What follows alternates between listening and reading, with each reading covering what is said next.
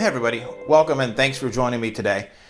This is going to be a very short, semi-introductory video for you guys on a couple of concepts that I think are going to be very valuable as we move forward in more and more of these videos. Let's just dive right into it, guys. What do you say? So let's start with a definition of anger. I think that this definition is incredibly valuable and incredibly important, especially moving forward, because it really sets us up for what I'm kind of going for with anger in this new series. And I think it's really going to be valuable to you guys to have this definition. So what is this definition? What do I define anger as? So for the purposes of these videos, we're going to define anger as a desire for things to be other than they are.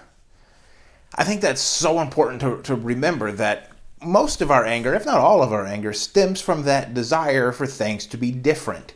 We want things to meet a need or to satisfy us in some way that it's not at that moment.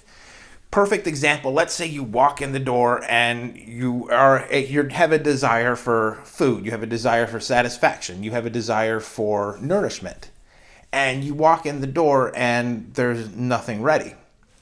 You're probably going to be angry at your wife or husband or spouse or boyfriend, girlfriend, whoever is supposed to have made dinner for you when you get home. You're probably going to be angry because of that desire for things to be different.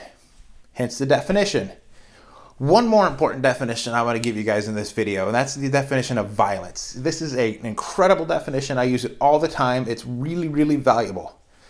This definition is any action that separates us from our empathy and compassion for another person. I want to say that again because it's that important. Any action that separates us from our empathy and compassion for another person. That opens the door to so many things falling into that category of violence. We can definitely call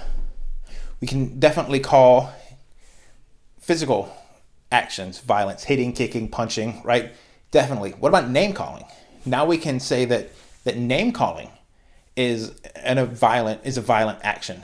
We can say that maybe degrading somebody, belittling somebody, right, is a degrading or is a violent action. Sorry, guys. But what about the silent treatment, which, by the way, is my absolute go-to when I get angry and I want to institute some form of violence against the person that's making me angry, especially if it's my wife. I am a master at the silent treatment.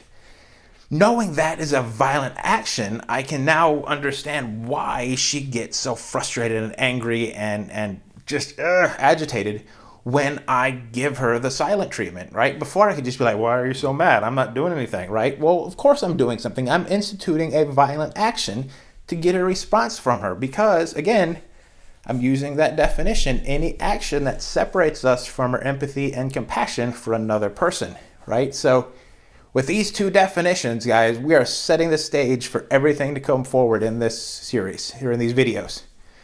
Thanks for listening. I cannot wait to bring you guys more and have a great day.